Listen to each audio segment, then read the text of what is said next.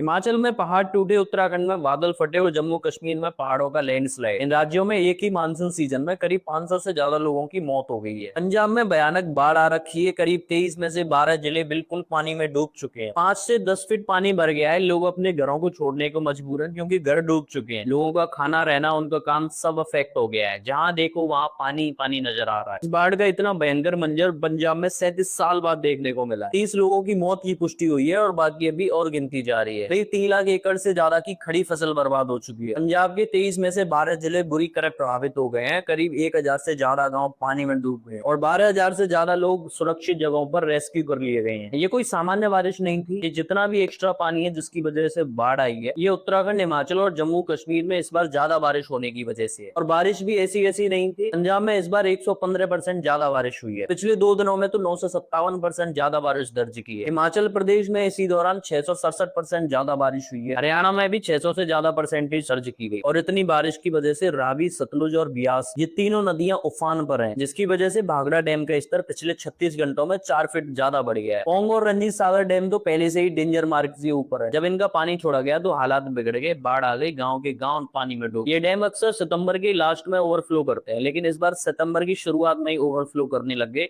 जिसकी वजह से हालात बुरी तरह बिगड़ गई। ऐसे ही हालत 37 साल पहले 1988 में हुए थे, जब पंजाब की 3 नदियों ने उफान पर आकर 500 लोगों की जान ले ली। उस वक्त भी वजह यही थी, लगातार बारिश और पुअर वाटर मैनेजमेंट, खराब ड्रेनेज, चोक्ड कैनाल, छोटे बांधों की लापरवाही, अवैध माइनिंग, फ्लड प्लेन पर कंस्ट्रक्शन, जिसकी वजह से आज बाढ़ के हालात हमको देखने को मिल रहे हैं। यानी 40 साल बाद भी हमने कोई सबक नहीं लिया, जिसका खामियाजा आज हमको देखने को मिल रहा है। और इस वक्त ये हाल सिर्फ इंडियन पंजाब का ही है, पाकिस्तान का पंजाब भी बुरी तरह प्रभावित है। पाकिस्तान में बाढ़ से 20 लाख से ज्यादा लोग प्रभावित हैं। 7 लाख से ज्यादा लोगों को रेस्क्यू कर लिया गया। 5 लाख से ज्यादा पशुधन प्रभावित है और 850 से ज्यादा मौतें दर्ज की गई। दोनों तरफ का पंजाब आज एक जैसी तबाही झेल रहा है। इस सब में नुकसान सबसे ज्यादा किसानों का है। धान और बासमती की फसल पूरी तरह बर्बाद हो चुकी है। मवेशी बह गए हैं, उनकी मौतें हो गई हैं। जिन खेतों में सोना उगता था, आज वहाँ पानी ही पानी दिख रहा है। किसानों का सबसे बड़ा सवाल पंजाब सरकार से है। पंजाब में आए साल फसल बर्बाद होती है, तो किसानों की फसल का आज तक कोई बीमा योजना क्यों नहीं लागू की है? 2 साल पहले भगवंत मान सरकार ने घोषणा की थी कि हम फसलों के लिए बीमा योजना लाएंगे, लेकिन अब तक ना कोई योजना आई है, ना ही उस पर इम्प्लीमेंट हुआ। अब बाढ़ के बाद किसानों का क्या? किसान तो पूरी तरह बर्बाद हो चुका है। ना उनके खाने के लिए बचा है, ना उनके लिए रहने के लिए बचा है। यह कहानी सिर्फ पंजाब की नहीं है। इंडिया के हिमाचल, उत्तराखंड और जम्मू कश्मीर भी बुरी तरह प्रभावित। हिमाचल प्रदेश में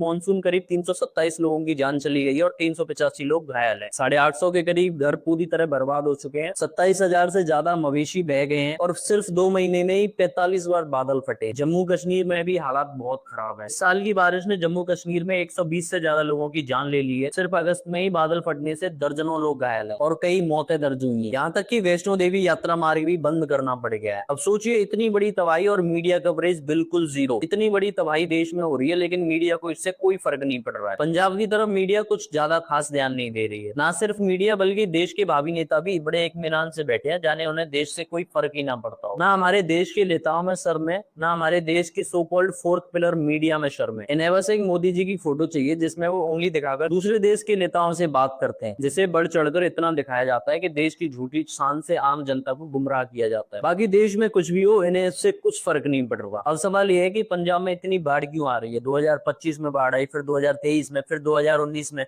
हर 2-3 साल में बाढ़ आ रही है और इसके पीछे सिर्फ नेचर नहीं है, हमारे खुद के बनाई हुई मिस्टेक्स है। हमने नदियों के किनारे कंस्ट्रक्शन करके नदियों को सिकुड़ दिया है। पहाड़ों को काटकर सड़कें और रिसोर्ट बना लिए हैं। अब वहां पर भूस्खलन हो रहा है। बांध और बराज ऐसी लापरवाह कंपनियों के हवाले करती है कि देख रेख भी वो ठीक से नहीं कर। बड़े डैम्स भाखड़ा, पोंग और रंजीत सागर सिंचाई और बिजली के लिए तो ये बहुत अच्छे हैं, लेकिन मानसून में जब अचानक पानी छोड़ा जाता है तो बाढ़ आ जाती है। बांधों में एम्बैंकमेंट्स और ड्रेनेज का कोई मेंटेनेंस नहीं है। इस बार भी ज्यादा पानी होने की वजह से रावी और बियास की दीवारें टूट गई। सतलज की कैपेसिटी थी 2-3 लाख क्यूसेक, अब सिल्टिंग के बाद घटकर वो 80-90 हजार कैपेसिटी पे गई। नतीजा, नदी में जब पानी आता है तो रास्ता कम होने की वजह से बाढ़ कंफर्म हो जाता है। फ्लड प्लेन पर कंस्ट्रक्शन एक बहुत बड़ा रीजन है। हमने कई शहरों में नदियों नालों पर ही बिल्डिंग्स खड़ी कर दी और जब उन नदियों में पानी आता है तो बाढ़ आ जाती है, वो घर बह जाता है। पहले कपास और मक्का होती थी जो एक्स्ट्रा पानी सोख लेती, अब धान की खेती होती है जिसने हालात और खराब कर दिए हैं। सबसे मेन रीजन है क्लाइमेट चेंज। हिमालय के ग्लेशियर तेजी से पिघल रहे हैं, जिसकी वजह से पानी ज्यादा बढ़ जाता है और बारिश एक्स्ट्रा हो। एज अ रिजल्ट नदियां ओवरफ्लो करती हैं। तो सवाल है, इस सब का सॉल्यूशन क्या है? क्लाइमेट चेंज को रोकना तो इतना आसान नहीं है, लेकिन डैमेज को कम किया जा सकता है। दोस्तों, अब वक्त है जितना हो सके खुद से सवाल करो। पहाड़ काटकर होटल बनाई जाए,